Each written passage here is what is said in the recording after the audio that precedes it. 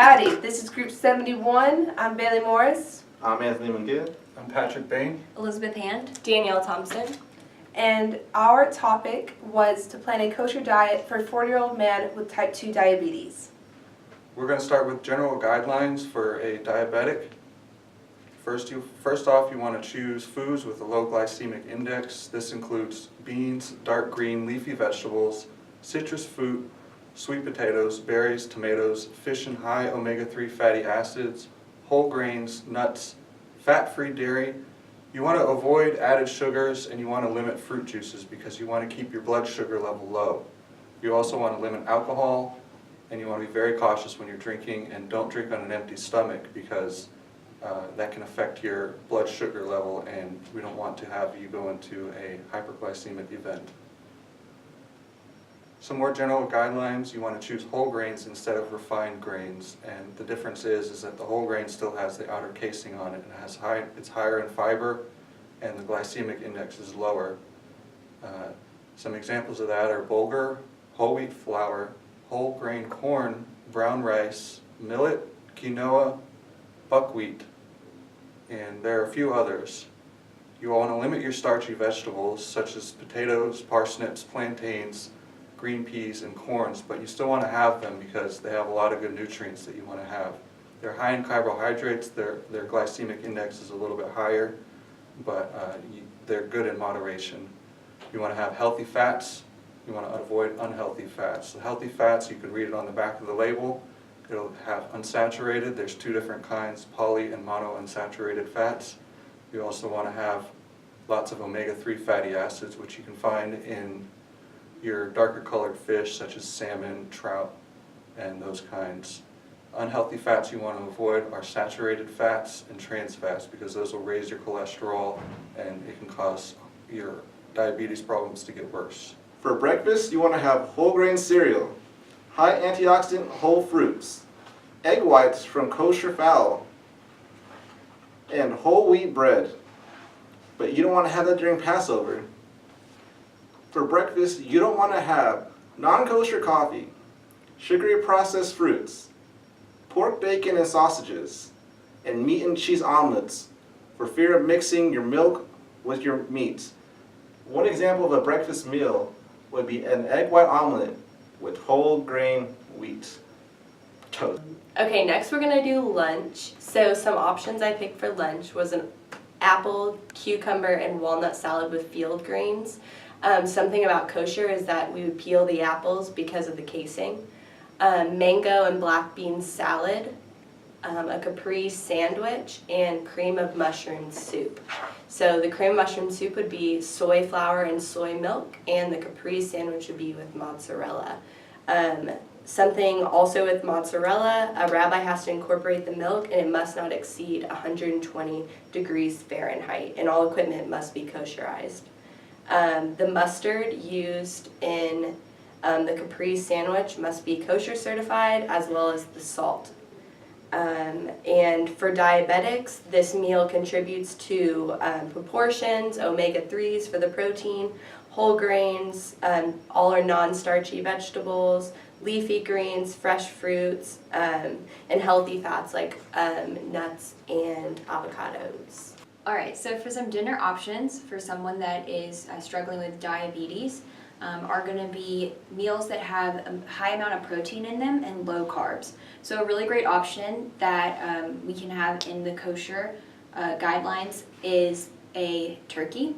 So if you take honey and glaze the turkey very lightly, that works because it creates a high amount of protein in the food. It's also an unsaturated fat, so it's great for them not only boosting their energy, but also making sure that they have all the minerals and fiber that they need. And some sides you can put with that would really be any kind of vegetable, but the one that I thought was really great with it would be asparagus. Asparagus can be baked, fried, or on the cooked on the pan. So those are really great ones.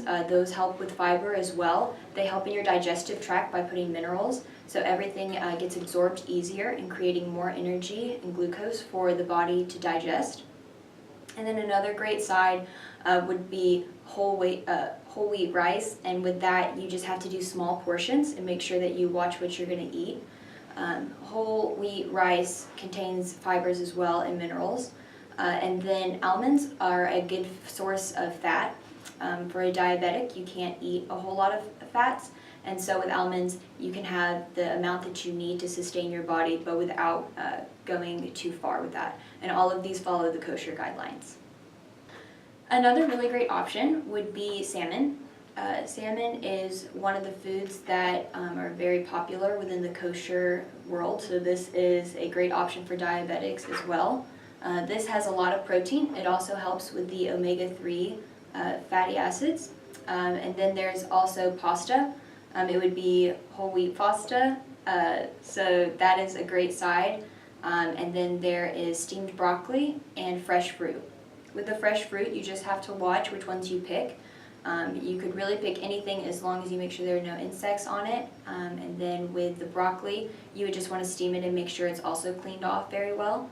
And then with the pasta, it's high in fiber, high in vitamins, so it's very great for the body and as well as the energy source and nutrition's needed to get the person throughout the day.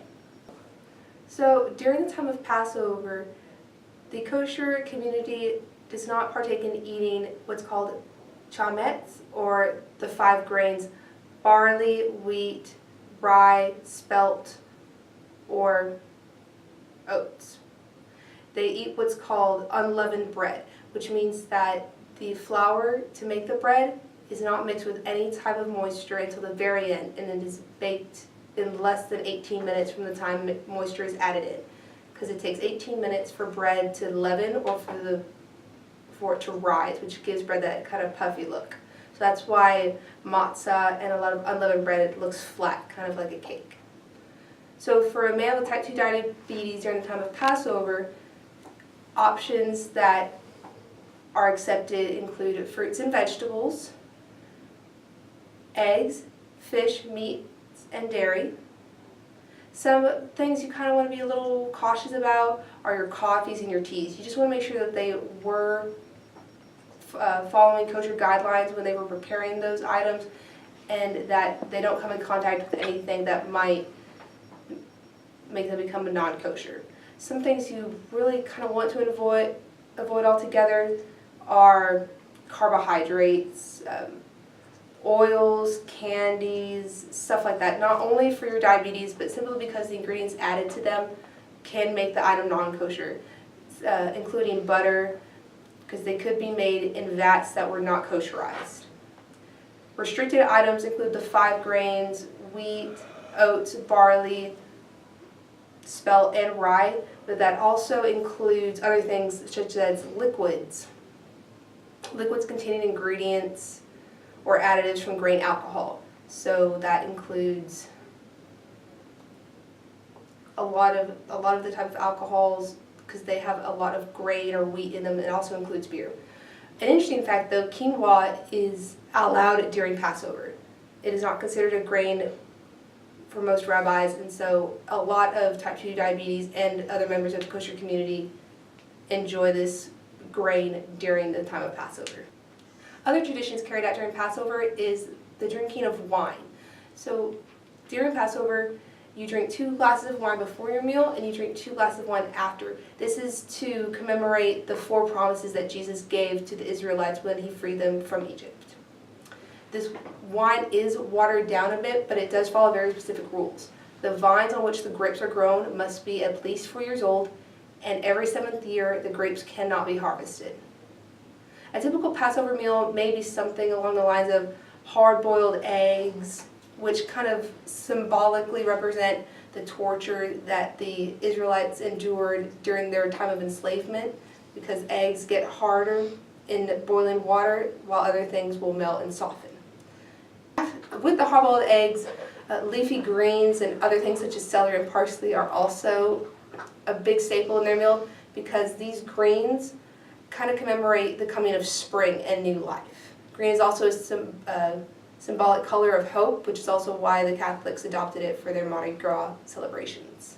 Salt water is also a kind of a strange tradition that they do. It's more they drink it to remember that the suffering that their ancestors endured in Egypt and their tears. For dessert, they actually don't have any sweets, they have the leftover matzah. And just a recap, not to mix the pots and pans for kosherization problems. Meat and dairy should never be mixed. All fruits and vegetables should be washed and checked for bugs. And if it looks like there might be a residue on there, there's a possibility it might be a non-kosher residue, so it's best to be safe and just peel the fruit. When purchasing products, make sure that all of your foods are endorsed by one of the kosher certifying companies such as Circle U, Circle K, Kof K, or Star K. Always remember to make sure your meat, your grape products, your wine, and your cheese products are all certified. Most importantly, make sure you eat healthy and regulate your blood glucose levels. Thanks, and Gigo.